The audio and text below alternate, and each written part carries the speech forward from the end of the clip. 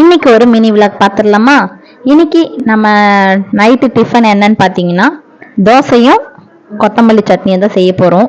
ஏன்னு பார்த்தீங்கன்னா டெய்லி வந்து சட்னி, கார சட்னி, கடல சட்னி, மல்லாட்டு சட்னி அப்படி இப்படின்னு அரைச்சி ஒரே போர் ஆயிடுச்சு. சரி ஓகே, இன்னைக்கு வந்து கொத்தமல்லி சட்னி அரைக்கலாம் அப்படின்னு சொல்லிட்டு தான் இப்போ செஞ்சுட்ருக்கேன். என்ன எப்படி செஞ்சேன்னு பார்த்தீங்கன்னா, வானல் வச்சுட்டு வெங்காயம், தக்காளி, வெங்காயம் வந்து ஒரு 3 வெங்காயம் எடுத்திருக்கேன், தக்காளி 2 தக்காளி, வரமிளகாய், இதெல்லாம் நல்லா வதக்கிட்டு கொத்தமல்லியும் கொஞ்சம் போட்டு வதக்கிட்டு உப்பு ஆட் பண்ணி வச்சுக்கலாம். இது கூடவே உளுந்து போடுறவங்க போடலாம். நான் வந்து இன்னைக்கு உளுந்து போடலை. நல்லா வதக்கி எடுத்துட்டு அரைச்சிக்க வேண்டியதுதான். அரைச்சிட்டு அதே வானலில் பார்த்தீங்கன்னா கொஞ்சமாக எண்ணெய் ஊற்றி கடுகு போட்டு கருவேப்பிலை போட்டு தாளிச்சாச்சு. அடுத்து வந்து நம்ம தோசைக்கல்ல வந்து நல்ல ஒரு தண்ணியை நல்லா தெளித்து அந்த வெங்காயம் போட்டு நல்லா தேய்ச்சிங்கன்னா ஒரு ஸ்மெல் வந்து சூப்பராக இருக்கும். அது வெங்காய தோசை வாசனை நல்லாவே இருக்கும். அந்த மாதிரி தேய்க்கிறப்ப நம்மளுக்கு தோசையும் வந்து நல்லா சூப்பராக வரும்.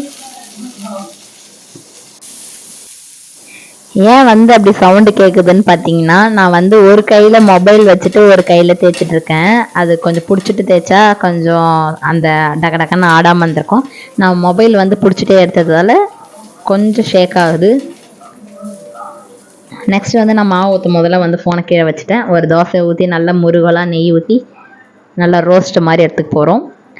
நமக்கே வந்து ஒரு சில டைமில் தோசை வராதுங்க. ஏன்னா வந்து இந்த தோசைக்கல் வந்து ஒரு சில டைம் சூடு அதிகமாகிடுச்சுனாக்கா தோசை வராது. அதனால் அப்பப்போ ஒரு 2 தோசைக்கு ஒரு வாட்டி நல்லா தண்ணி தெளிச்சுட்டு வெங்காயம் போட்டு தேய்ச்சி எடுத்தோம்னா நல்லா சூப்பராக வரும். இதுலேயே வந்து ஒரு டிப்ஸ் உங்களுக்கு கொடுக்குற பாருங்க. சப்போஸ் இந்த மாதிரி வரலன்னா நல்லா நெய் ஊற்றி ஒரு தோசை சுட்டுட்டு மறுபடியும் சுட்டு பாருங்கள், தோசை சூப்பராக வரும். அப்படியும் இல்லைன்னா உப்புக்கல் இருக்க பாருங்கள், உப்புக்கல் போட்டு நல்லா தேய்ச்சிட்டு நல்லா வெங்காயம் வச்சு மறுபடியும் தேய்ச்சிட்டு மறுபடியும் தோசை ஊற்றிங்கன்னா நல்லா சூப்பராக மெலிசாவே வரும்.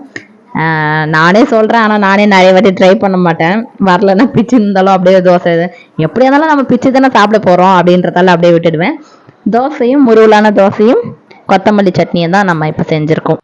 இந்த வீடியோ பிடிச்சிருந்தா லைக் பண்ணுங்கள், ஷேர் பண்ணுங்கள், கமெண்ட் பண்ணுங்கள். நெக்ஸ்ட்டு ஒரு மினி விளாக் பார்க்கலாம்.